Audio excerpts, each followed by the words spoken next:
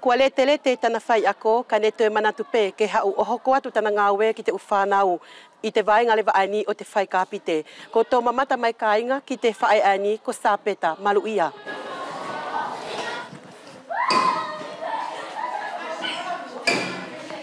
Sapeta e whakamalo atu malo tau kātaki. E whelalake ke whakamahino mai pene ko whualoa i hawa whai mai te ngāwe ani ko te whai kāpite. Malo Soana, si kātaki pe, mo te otoanga ane. Te wheulewa ani Soana, kua whualoa taku whai kāpite. Talu pe ia taku osito o taku Retraitée mai te whai ako ai te uwhare ako ririki. Ne ia he tupu anga tāwhito mo tau whiriwhiri ke whakahoko i te ngāwe ani, longo whokila kua ke Retraitée te whai ako. Ko ia Soana, ko tona tupu anga pe ai, hene au mawai mai i te lua whamarua, pe au longo i te latio ki a Patel Farakiko, e na kore mai ki te hai, a e loto malohi, pe a mo whiapuri anga he temi ki te ngāu ani, e na kore mai whieia, pe moreni ihi, e whia oroange o tokonianga ki te whai kāpite. Ta whito i te ukoresio, e masiva moreni ihi whai kāpite. Kui ae ne au whiriwhiri ai lewa te konga ani. Iyo. Pea ki te whaila o tau poro kalama ngāu e Sapeta, ko koe pe ai ke teu i, pe ke teu i whakatahi mo nātou ani e whai kāpite whakatahi mo koe te koresio. So koe ko te poro kalama mātou, e more mātou tahi whai whai pe mātou te kāpite.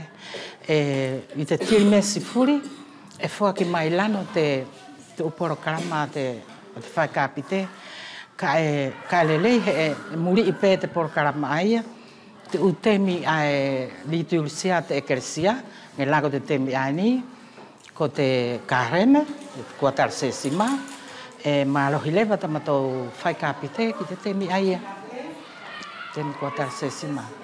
Ko te whakahoko lao te ngāu e Sapeta, e whai pe ia lea ai lua, te whakawhalani pe me te whakauvea. Ko te konga ani Soana, e whai i te ulea ai lua, he ke urua ki uianga mo koe ki te uwhanau, pe ena tau loto ke whakawhalani, pe e whakauvea te kāpite. Ka e lahi pēta nātou i mai ke whakauvea i anga he more nātou mahino nātou ki te whakawhalani o te kāpite. Ka kita whia whai kāpite e iehe o ako ngāu e tonu ke kita alua muri i Sapeta, pe hoki whera ke kita hau whai kāpite? Soana, e whera pe mo whoke ki ta ilo whiaunga, ki te hangalaki te tohi tapu, ki te mauri whakalotu whoki, pēr ki te hau wai lewa whoki, ki te arumu amuri he uki information, e whai ki te kāpite, pēr hoki ki te hau lewa whoki o whai, e ki te whai tariha te paralau ki te kauta mariki, tā whita whoki lai te uwhana ki a kua lalai. Ke ki te poto whoki te ave ai o te vai o te uwhahinga ngāwe ka nātou, whakataki whoki tana tō. Whakataki i te tawhiti whuki la kua lalai nātou, pe ia whuki he mea ia nātou whehui atu ki ako, he whehui ki te kāpite, e ma o whuki ke ilohi na tariange ki a nātou. Sapeta e ia lahi na o whakaamu ki te hoko atu o te ngāwe ma o hinga ani ko te whai kāpite. Malo Soana, ko te whehui lewa ani Soana e ki whai mai, ko he whehui ma o hinga ia Soana, hene ko taku whakaamu lai si i ki te kau whai ako tā whito, i te whakaamu pēr ko te kau whai ako, ani la kua Retraitée, ke o mai whoki o tokoni mai pē ki te ngāwe ani, he ko te uwhanau pē ani he ni, a pēne ena tō whai ako ki hei i te primaire, ka e ko taku whakaamu, hanga whukulai ko au mo Maria Mare, kua hau whoki se o maua vai vai, ko tonu whoki ake ora mua la maua manawa, ka e tonu whoki ke whetongi mai lai ni ihi, ka e tau whukilai ani kua whiusi kore kore, mora ke ia ni ihi ai o mai o tokoni mai.